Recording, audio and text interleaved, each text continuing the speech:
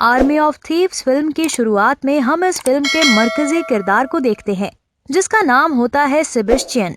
इसका पैशन होता है मुश्किल से मुश्किल लॉक और तिजोरियां खोलना, इसलिए वो अक्सर लॉक और तिजोरियां बनाने वालों की कहानियां पढ़ता रहता है। जब बस्ती मोहल्ले वाले इसके हुनर की कदर नहीं करते, तो फिर ये हमारी तरह यूट्यूब चैनल बनाकर उस पर लॉक और तिजोरियां बनाने वालों की स्टोरीज को अपलोड करता रहता है। शुरू में ये भाई साहब बड़े प्यारे अंदाज में अपनी वीडियो में एक ऐसे बंदे की स्टोरी सुनाते हैं जो काफी साल पहले मर चुका होता है। ये स्टोरी होती है एक लॉक मेकर की, जिसका नाम होता है हेंस वैगनर। हेंस वैगनर ने अपने टाइम पर काफी मशहूर और बेहतरीन लॉक्स बनाए थे। अमीर लोगों के लिए बड़ी बड़ी तिजोरियां बनाने में हेंस वैगनर काफी ज्यादा माहिर थे। एक दिन किसी हादसे में इसकी वाइफ और बेटी की डेथ हो जाती है, जिसकी वजह से वो काफी ज्यादा दुखी और परेशान हो जाता है। हेंस वैगनर अपना गम भुलाने के लिए खुद को पूरी तरह अपने काम में झोंक देता है। ये गम का सताया हुआ बंदा बड़ी बड़ी 4 ऐसी तिजोरियां बनाता है जिन्हें उसके सिवा इस दुनिया में कोई भी ना खोल सके। उन पर कोई गैस कटर का यूज करे या फिर न्यूक्लियर बॉम्ब से उड़ा दे, वो तिजोरियां किसी के बाप से भी नहीं खुलेंगी। और सबसे बड़ी सिक्योरिटी वो ये लगाता है कि अगर किसी ने इन तिजोरियों को बाहर से खोलने की कोशिश की तो वो तिजोरियां ऑटोमेटिकली लॉक हो जाएंगी और अंदर पड़ा हुआ सारा कीमती सामान जल जाएगा।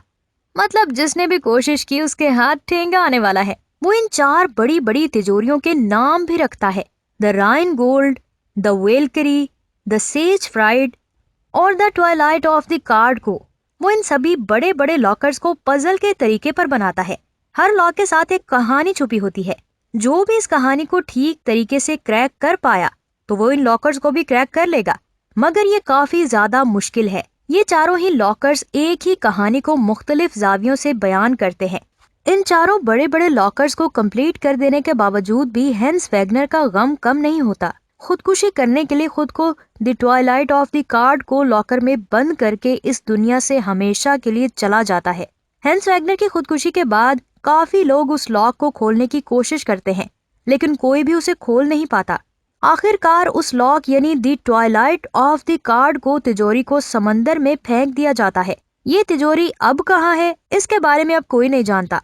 सेबेस्टियन ये कहानी रिकॉर्ड करने के बाद वो हमारी तरह इस उम्मीद से वीडियो को अपलोड करता है कि लाखों व्यूज आएंगे, मगर बेचारे सेबेस्टियन के चैनल पर ना तो व्यूज आते हैं और ना ही सब्सक्राइबर्स। पूरा चैनल बिल्कुल फ्रेश और अनटच पड़ा होता है। वीडियो अपलोड करने के बाद जब वो जॉब पर चला जाता है और वहाँ अपने बॉस से कुछ नमकीन सी लानतें खाने के बाद सीधा अपने घर आकर यूट्यूब चैनल चेक करता है कि शायद कोई भटक कर मेरे चैनल पर आ गया हो। चैनल ओपन करते ही उसकी खुशी की इंतहा नहीं रहती। वो क्या देखता है कि उसकी वीडियो पर एक व्यू आया हुआ है। जो वो चैनल को मजीद स्क्रॉल डाउन करता है तो वो मजीद खुशी में पागल हो जाता है, क्योंकि जिसने भी उसकी वीडियो देखी थी उसने कमेंट भी कर दिया था। जब वो कमेंट रीड करता है तो उसमें लिखा होता है, अगर आप अपनी स्किल्स को टेस्ट करना चाहते हैं तो इस एड्रेस पर आ जाएं, और साथ एक पासवर्ड भी लिखा होता है। कमेंट पढ़ने के बाद सेबेस्टियन ट्रेन पकड़कर निकल पड़ता है। इसी एड्रेस पर एक गार्ड खड़ा होता है। सेबेस्टियन उसे वो पासवर्ड देकर बिल्डिंग में एंटर हो जाता है। बेसमेंट में लॉक खोलने का काफी बड़ा कंपटीशन चल रहा होता है। सेबेस्टियन भी इस कंपटीशन में पार्टिसिपेट करता है। इस कंपटीशन के 3 राउंड होते हैं। सेबेस्टियन अपने तेज दिमाग और जादुई हाथों से बहुत ही थोड़े टाइम में ये कंपटीशन जीत जाता है। आखिरी फाइनल राउंड में तो वो बहुत बड़े लॉक को सिर्फ 8 सेकंड्स में ही क्रैक कर देता है। यहाँ पर एक और कैरेक्टर को दिखाया जाता है जिसका नाम होता है ग्वेंडलिन। जिसने फास्ट एंड फ्यूरियस मूवी देखी है वो इस लड़की को पहचान गए होंगे, क्योंकि यही है फास्ट एंड फ्यूरियस की रेमजी। ग्वेंडलिन बचपन से ही काफी ज्यादा शैतान होती है। वो लोगों की घड़ियां चोरी करना, बैंक रॉबरीज तक पहुंच चुकी होती है। सेबेस्टियन यहाँ पर लोगों से वेरी गुड, शाबाश, वेल डन और वाव जैसे तारीफी अल्फाज सुनने के बाद वापस अपनी बोरिंग लाइफ में चला जाता है। जब वो कैफे में ब्रेकफास्ट कर रहा होता है तो ग्वेंडलिन आकर उसे कहती है कि मुझे एक रॉबरी में तुम्हारी मदद की जरूरत है। सेबेस्टियन कहता है कि मैं तुम्हारी मदद क्यों करूं? वो उसे बताती है कि मुझे इस कैफे में आए हुए सिर्फ 7 मिनट्स हुए हैं और मैंने यहाँ बैठे सारे लोगों की कुछ चीजें चुरा ली हैं। ये सब देखकर सेबेस्टियन कहता है कि शायद ये मेरे साथ कोई प्रैंक कर रही है। बताओ कैमरा कहाँ छुपाया है? ग्वेंडलिन कहती है कि ये सब कुछ रियल है। मैं चाहती हूँ कि तुम हेंस वैगनर के बचे हुए 3 लॉकर्स को खोलने में मेरी मदद करो। वो कहती है हुकूमत अगले 96 आवर्स में इन लॉकर्स को एक जगह से वो कहती है हुकूमत अगले 96 घंटों में इन लॉकर्स को एक जगह से दूसरी जगह शिफ्ट कर देगी और फिर हमें उनका कोई सुराग नहीं मिल पाएगा। इन तीनों तिजोरियों में बहुत सारा पैसा भरा हुआ है, लेकिन मुझे पैसों की कोई जरूरत नहीं है। बस मैं तेरे जरिए इन तीनों लॉकर्स को खोलकर दुनिया में मशहूर होना चाहती हूँ। बच्ची की इमोशन से भरी ये बातें सेबेस्टियन के दिल को भी जा लगती हैं, क्योंकि वो भी हैंस वेगनर की उन बेशकीमती तिजोरियों को देखना चाहता है। उसने आज तक बस इन तिजोरियों के बारे में पढ़ा था, देखा कभी नहीं था। उसके बाद ग्वेंडलिन सेबेस्टियन को अपनी बाकी टीम से मिलवाती है। उसकी टीम में 3 और लोग होते हैं, जिनमें एक कोरिना जो कि एक बहुत ही जबरदस्त हैकर होती है, रॉल्फ जिसकी ड्राइविंग स्किल्स काफी बेहतरीन होती हैं, और तीसरा ब्रैड केज जो एक फाइटर होता है। इसके बाद कोरिना प्लान के बारे में बताती है कि हमारा सबसे पहला निशाना पेरिस में राइन गोल्ड लॉकर है। इस तिजोरी में करीब 10 मिलियन यूरोज होंगे। दूसरा लॉकर प्राग में है जिसमें करीब 40 मिलियन यूरोज हैं, और तीसरा लॉकर स्विट्जरलैंड में है जिसमें करीब 100 मिलियन यूरोज होंगे। प्लान बनाने के बाद ये टीम अपनी पहली चोरी के लिए फ्रांस बैंक में पहुंच जाती है। ग्वेंडलिन अंदर जाते हुए गार्ड से कहती है, क्या आप मेरा ये बैग पकड़ सकते हैं? जैसे ही वो बैग पकड़ने लगता है तो वो उसकी जेब से लॉकर्स की चाबियां निकाल कर लॉकर्स रूम में चली जाती है। बैंक की मैनेजर भी उसके साथ रहती है। सेबेस्टियन भी टॉयलेट यूज करने के बहाने टॉयलेट में छुपा होता है। इसके बाद एंट्री होती है कोरिना की। कोरिना आते ही बैंक काउंटर पर इंग्लिश में बातें करने लगती है। इस बैंक में इंग्लिश सिर्फ उसी मेन लेडी को आती होती है जो ग्वेंडलिन से चिपकी होती है। कैशियर मेन लेडी को कॉल करके बुलाता है कि वो यहाँ आकर उसके साथ इंग्लिश में बात करे। जैसे ही वो मेन लेडी वहां से जाती है तो ग्वेंडलिन और सेबेस्टियन मौका पाकर राइन गोल्ड तिजोरी के पास पहुंच जाते हैं। सेबेस्टियन अपने सामने इतना बड़ा लॉकर देखकर परेशान हो जाता है। सेबेस्टियन उसे कहती है यही मौका है अपने हुनर को आजमाने का, ये मौका दोबारा नहीं मिलेगा। सेबेस्टियन काफी बारीकियों और अपने टैलेंट की मदद से आखिरकार इतनी बड़ी तिजोरी राइन गोल्ड को क्रैक कर ही लेता है। क्रैक करने के बाद वो इतना खुश होता है कि जैसे उसने आसमान को छू लिया हो। ये इस तिजोरी से थोड़ा सा पैसा लेकर रफू चक्कर हो जाते हैं। ये चोर गैंग पहले से ही पुलिस की वांटेड लिस्ट में होती है। इस केस को डायला क्रूज पुलिस ऑफिसर लीड कर रहा होता है। डायला क्रूज सभी पुलिस वालों से कहता है कि हमें चोरों को हर हाल में पकड़ना होगा। डायला क्रूज कहता है कि हैंस वेगनर के 2 लॉकर्स और हैं, ये चोर इन दोनों को भी जरूर खोलने की कोशिश करेंगे। इसके बाद दिखाया जाता है कि ये चोर टीम दूसरे लॉकर द वेलकरी को क्रैक करने पहुंच जाती है। लॉकर के पास कुछ गार्ड्स खड़े होते हैं। ग्वेंडलिन बड़ी ही तेजी से इन गार्ड्स को ठिकाने लगा देती है। सेबेस्टियन ग्वेंडलिन की फाइट देखकर हक्का बक्का रह जाता है कि ये लड़की है या बांदरी है।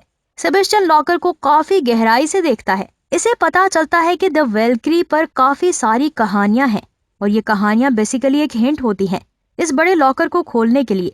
सेबेस्टियन अपना पूरा दिमाग लगाकर एक एक करके सारे पजल्स को सॉल्व करने लगता है, लेकिन उसकी एक गलती पर अनलॉक करने वाला बटन अंदर चला जाता है।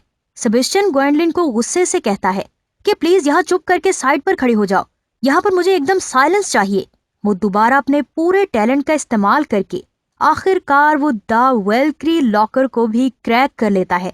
जब ये इस लॉकर से कुछ पैसे लेकर भाग रहे होते हैं तभी सिक्योरिटी अलार्म सिस्टम एक्टिवेट हो जाता है और सारे गार्ड्स इन चोरों को पकड़ने के लिए दौड़ते हैं। तभी वहाँ पर एंट्री होती है ब्रेड केज की। वो बड़ी होशियारी से इन सारे गार्ड्स को रोके रखता है। अचानक से इसे गोली लग जाती है। रॉल्फ गाड़ी लेकर आता है। अभी ये दोनों ब्रेड केज और रॉल्फ भाग ही रहे होते हैं कि पीछे से ग्वेंडलिन भी आ जाती है। ग्वेंडलिन तो गाड़ी में बैठ जाती है, मगर जब सेबेस्टियन ब्रेड केज का हाथ पकड़कर गाड़ी पर चढ़ना चाह रहा था, ब्रेड केज धोखा देते हुए सेबेस्टियन का हाथ छोड़ देता है, क्योंकि अब उनके पास कुछ पैसा आ चुका था। अब ब्रेड केज को सेबेस्टियन की कोई जरूरत नहीं थी। सेबेस्टियन को लेकर ब्रेड केज और ग्वेंडलिन के बीच झगड़ा हो जाता है और ग्वेंडलिन ब्रेड केज से ब्रेकअप करते हुए गाड़ी से उतर जाती है। कोरिना भी ग्वेंडलिन को जाते हुए देखकर इसके साथ आ जाती है। सेबेस्टियन अपने घर में पहुंच चुका होता है। वो बहुत डरा हुआ होता है। उसे ऐसा लगता है कि कोई ज़ॉम्बी है जो उसे मारना चाहता है। इतने में ग्वेंडलिन और कोरिना इसके पास आ जाते हैं और कहते हैं कि हमने अब उन लोगों का साथ छोड़ दिया है। हम चाहते हैं कि आखिरी लॉकर को भी अब खोला जाए ताकि दुनिया को हमारा पता चले। दूसरी तरफ पुलिस ऑफिसर डायला क्रूज तीसरे लॉकर तक पहुंच जाता है, जो कि एक कैसीनो में होता है। डायला क्रूज की कोशिश होती है कि वो इन चोरों को रंगे हाथों पकड़े। एक पुलिस ऑफिसर कहता है कि मैंने उन चोरों के अकाउंट को हैक कर लिया है, जिससे हमें पता चला है कि वो लोग 5 बजे चोरी करने वाले हैं। डायला क्रूज कहता है कि हम 5 बजे उन्हीं पर अटैक करेंगे और रंगे हाथों उन्हें पकड़ लेंगे। 5 बजते ही डायला क्रूज कैसीनो के ऑनर से बात करता है। हमारी इन्फॉर्मेशन के मुताबिक कुछ चोर ये लॉकर चोरी करने वाले हैं। कैसीनो की मैनेजर बताती है कि इस तिजोरी को तो हमने अभी 1 घंटा पहले ही यहाँ से ट्रांसफर कर दिया है। हमें सुबह कुछ पुलिस वालों ने आकर कहा था कि आपके यहाँ चोरी होने वाली है। इसी डर से हमने पैसों से भरी तिजोरी को यहाँ से ट्रांसफर कर दिया। दरअसल इस चोर टीम ने ये एक चाल चली होती है। ये सारी गेम इस चोर टीम ने खेली होती है। अब फाइनली वो बड़ा सा सेफ अब इनके ट्रक में होता है। ग्वेंडलिन सेबेस्टियन को कहती है कि हमारे पास टाइम नहीं है, हमें चलते ट्रक के अंदर इस तिजोरी को क्रैक करना पड़ेगा। अब चलते ट्रक में लॉकर को क्रैक करना सेबेस्टियन के लिए एक चैलेंज होता है। काफी दिमाग लगाने के बाद आखिरकार वो लॉकर को क्रैक कर ही लेता है। ये लोग कुछ पैसे लेकर यहाँ से भागने ही वाले होते हैं।